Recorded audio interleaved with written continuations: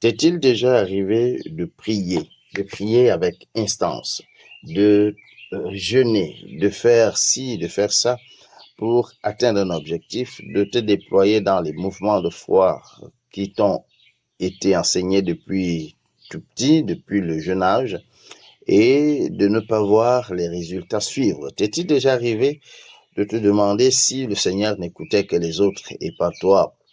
Je voudrais que tu essayes de rentrer dans les souvenirs même les plus retirés de ton être afin que tu trouves les réponses à cette question ou alors à ces questions. Et je reprends en disant, t'est-il déjà arrivé d'avoir la sensation que ta foi n'était pas suffisante ou alors que le Seigneur ne t'écoutait pas?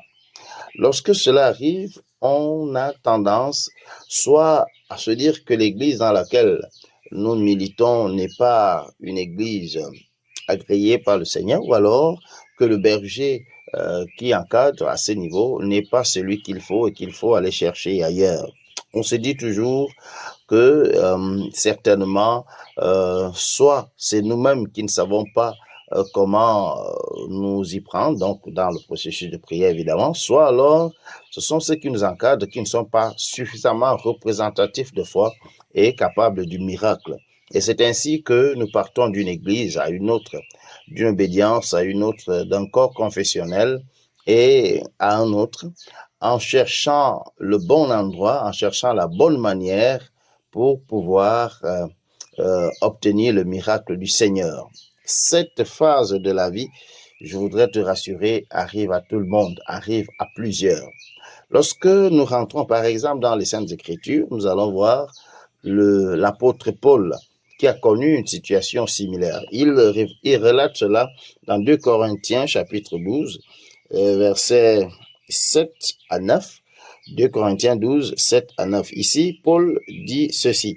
Et pour que je ne sois pas enflé d'orgueil à cause de l'excellence de ces révélations, il m'a été mis une écharde dans la chair, un ange de Satan pour me souffleter et m'empêcher de m'enorgueillir.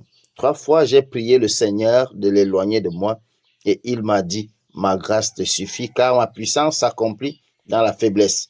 Je me glorifierai donc bien plus volontiers de mes faiblesses afin que la puissance de Christ repose sur moi. L'apôtre Paul dit qu'il a prié 3 fois afin que le Seigneur éloigne de lui cette douleur, cette déformation, cette malformation, cette anomalie qui était dans sa chair.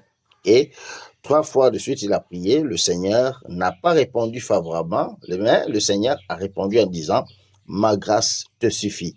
Et c'est sur cette phrase-là que je voudrais parler avec toi ce matin. Parce que je sais que tu passes par cette période difficile. Je sais que tu passes par ces quelques moments qui t'amènent à te demander si le Seigneur t'a tourné le dos. Tu veux réaliser tel projet, tu pries depuis beaucoup d'années et puis ça ne donne pas.